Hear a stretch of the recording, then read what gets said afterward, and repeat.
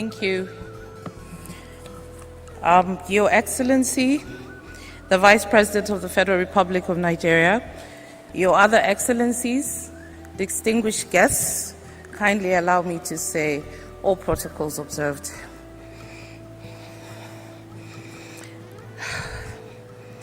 I've been avoiding writing this tribute because really to do so would make the death of Herbert, his wife, and his son a reality. But I realize that this is probably one of the last things that I would do for Herbert, so be a bit patient with me. I first met Herbert in Lusaka. I think this was in about 2007 when I got a call from some colleagues that there were some Nigerian bankers interested in starting a branch, or rather a subsidiary, opening a subsidiary in Zambia. My colleagues asked if I could meet Herbert Wigwe, and I must admit I was quite daunted. And to sort of give you some context, the last banking license in Zambia was issued 14 years previously. I thought to myself, can I do this? I was relatively a newbie in the private sector, having currently served as a legal advisor in the central bank. I spent the whole night reading about Access Bank and the story of Herbert and Ike, and I walked confidently into that meeting the next day. And this booming voice just said to me, "Hello, Linda." And I'm thinking, okay, we're on first name basis already. "How are you, my sister?" I said, "I'm very well, thank you, and I'm honored to meet you, Mr. Wigwe. I have been reading about you." But what was so interesting to me was that this man knew more about my market than I did. He knew what Zambia was about, what our exports, what were the weaknesses in our banking sector. And to be honest with you, I was like, wow, this is so amazing. He said to me, "I'm in this country for 36 hours, and I want two things from you. I want an approval in principle from the central bank, and I also want to be incorporated as a bank before I leave in 36 hours. I said to myself, okay. And he said, "Linda, I'm not looking for the most expensive lawyer, the most experienced lawyer. No, I'm looking for a lawyer who's conversant with financial sector regulations. And I've read your profile, and I'm confident that you can do it." That was Herbert. He put this spirit in everybody that whatever task, you could do it. I am proud to say that within 36 hours, I had obtained approval in principle.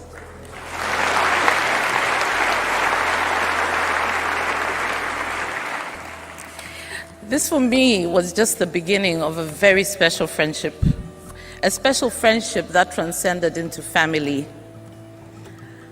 Herbert was my brother from another mother, and that's the truth. He was an inspiration to me, not only in my work, but also in my private life.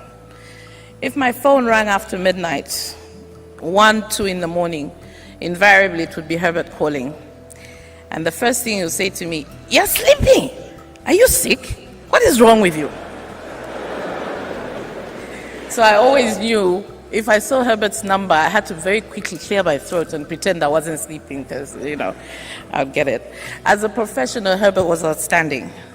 We built the brand of Access Bank in Zambia together with Roosevelt, my chair, Ms. Ann Sampa.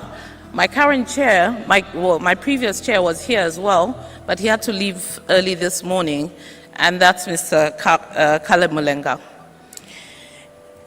To also just give you some context, when we got our banking license in Zambia, we were number 14, but we then moved to number 4. Today, we are number 4.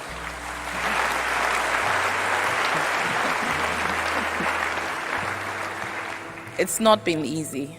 We went through some moments that were, honestly speaking, hair-raising for me, but Herbert was always there, steadfast, Don't worry, my sister, we'll do it. Who do I have to speak to? Who do I have to call? When do you want me to come to Zambia? I will be coming. As a brother, Herbert was a constant in my life. Whenever I came to Lagos, his would be the first number I call. And his response would always be, where are you? Are you at your hotel? Do you like it? If you don't like it, I'll move you. Or my people come and move you. What do you want to eat? Okay, come to the office. I will pick you up. I have so many memories of the time we spent together laughing. Herbert was always quick to give you advice, whether it was about your social life or otherwise, whether you wanted to hear it or not, he would tell it to you.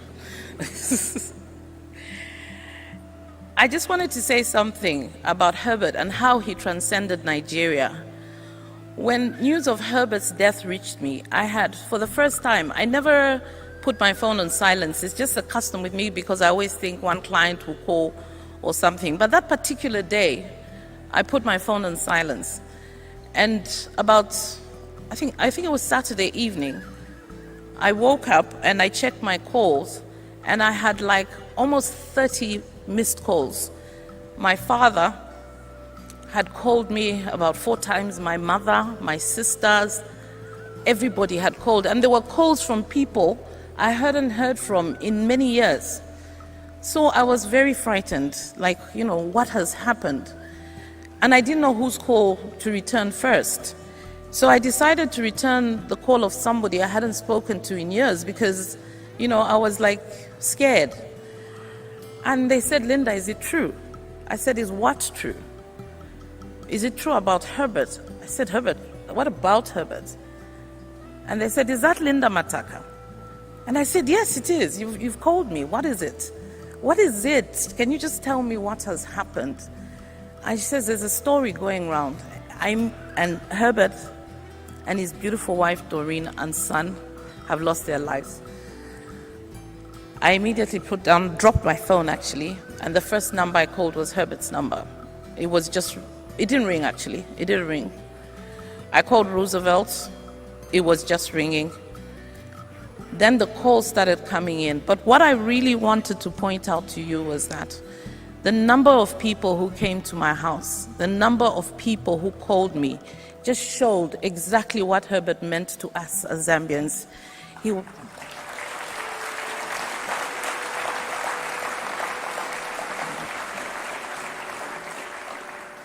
He was part of our fiber, our society, the banking sector. He was family. He called my mom, mommy and daddy. Everybody was a friend. He once said to me, and looking at what, everybody in this room and the tribute, today I think I'll finally admit, we had this running argument stroke joke. And he would always say to me, Linda, I know 200 people personally in Zambia by name.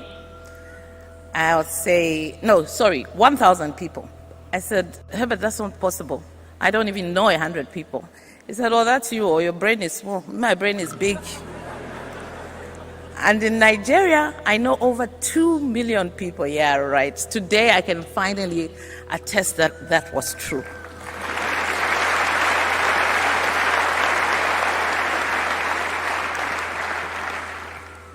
It would be amiss for me to speak about Herbert without mentioning 2 things: his generosity and his loyalty. Herbert was fiercely loyal. He was loyal to me. I always knew that I had Herbert by my side. He would never, if he didn't answer a call because he was in a meeting, he would return that call.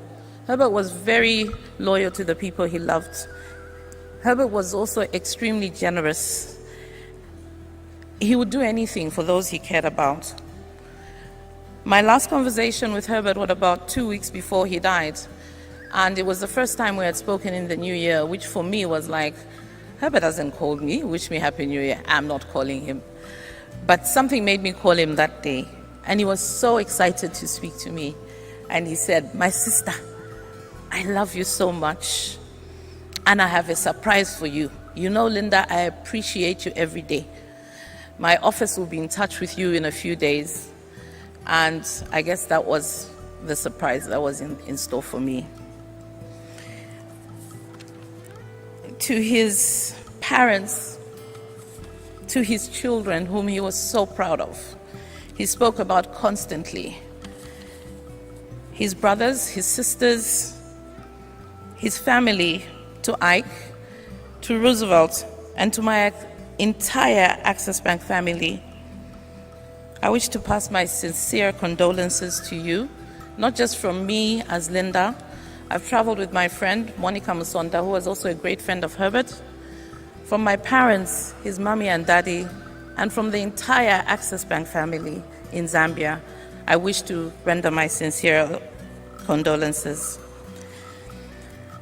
Herbert's sudden departure has left a void, a silence that is deafening. With his beautiful wife, who had occasion to meet on more than 2 occasions, and all she showed me was a humble spirit, very beautiful woman. I never had the chance to meet his son, Chizzy, but he spoke about him constantly and all his children. In the midst of this grief, I choose to focus on the legacy that Herbert left behind. This was a legacy of success, of joy, and embracing each day as a gift and treasuring the bond we formed. In Herbert, I didn't just find a friend, I found a confidant, a beacon of light in my darkest moments. Goodbye, my dear friend and brother.